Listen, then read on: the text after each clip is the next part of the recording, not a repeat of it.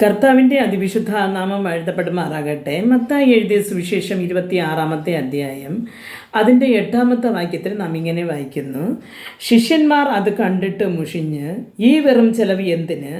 ഇത് വളരെ വിലയ്ക്ക് വിറ്റ് ദരിദ്രർക്ക് കൊടുക്കാമായിരുന്നു വല്ലോ എന്ന് പറഞ്ഞു എന്ന് കാണുന്നു. പ്രിയ ദൈവമക്കളെ, ഇവിടെ ഒരു മുഷിച്ചലിനെ കുറിച്ച് കാണുകയാണ്.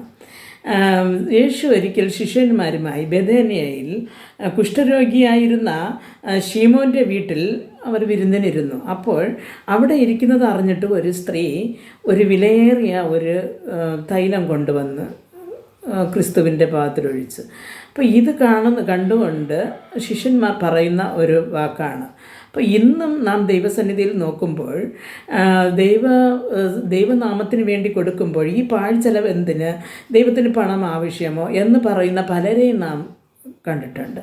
പക്ഷേ നമുക്ക് അതേപോലെ തന്നെ എന്തെങ്കിലും ചെയ്യുമ്പോഴും ദൈവം വേണമെങ്കിൽ മറ്റുള്ളവരെ വിട്ട് ചെയ്യിക്കട്ടെ, അല്ലെങ്കിൽ ഞാനെന്ത് ചെയ്യണം, ഇങ്ങനെ ഇരിക്കുന്നവരുമുണ്ട്. പ്രിയ ദൈവ പൈതലേ, ഈ കൂട്ടത്തിൽ നാം ആരാണ് എന്ന് നാം മനസ്സിലാക്കണം. ദൈവനാമത്തിൽ ആരെങ്കിലും എന്തെങ്കിലും ചെയ്യുമ്പോൾ അതിൽ കുറ്റം പറയുന്നവരാണോ, അല്ലെങ്കിൽ നമുക്ക് തന്നെ ഒരു സന്ദർഭം കിട്ടിയാലും എന്തിനും നാം ഈ പാഴ്ചെലവ് ചെയ്യണമെന്ന് സുവിശേഷ വേലയ്ക്ക് ചെയ്യേണ്ടത് ചെയ്യാതെ ഇരിക്കുന്നവരാണോ നാം? നമ്മുടെ കയ്യിൽ ദൈവം തരുന്നതിനെ നാം ഏത് രീതിയിലാണ് ചിലവാക്കുന്നത്? ഇതൊക്കെ ഈ അന്ത്യകാലഘട്ടത്തിൽ നാം ചിന്തിച്ചു നോക്കേണ്ട ഒരു കാര്യമാണ്. വെറുതെ നാം പാടുകയും പ്രാർത്ഥിക്കുകയും ചെയ്ത് ദൈവനാമത്തിൽ എന്തെല്ലാം ചെയ്യുന്നു എന്ന് ഇരുന്നിട്ട് കാര്യമില്ല. നാം രാജ്യത്തിന് വേണ്ടി ദൈവത്തിൻ്റെ ഇഷ്ടത്തിന് വേണ്ടി നാം എന്തെങ്കിലും പ്രവർത്തിക്കുന്നവരായി തീരുവാൻ കർത്താവ് നാം ഓരോരുത്തരെയും അനുഗ്രഹിക്കട്ടെ എന്ന് പ്രാർത്ഥിക്കാം.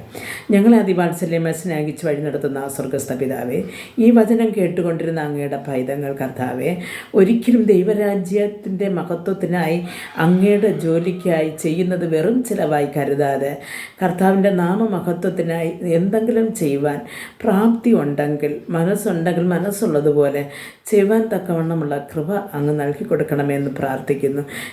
ഇവർ ദൈവസന്നിധിയിൽ ചെയ്യുന്നവരാണെങ്കിൽ ചെയ്യുന്നതിൻ്റെ തക്ക പ്രതിഫലം ഇവർക്കും ഇവരുടെ തലമുറയ്ക്കും അങ്ങ് നൽകി കൊടുക്കണമെന്ന് പ്രാർത്ഥിക്കുന്നു. യേശു ക്രിസ്തുവിൻ്റെ നാമത്തിൽ പ്രാർത്ഥിക്കുമ്പോൾ പ്രാർത്ഥന കൃപയോട് കേട്ട് മറുപടി നൽകി തരണം നല്ല പിതാവേ. ആമേൻ.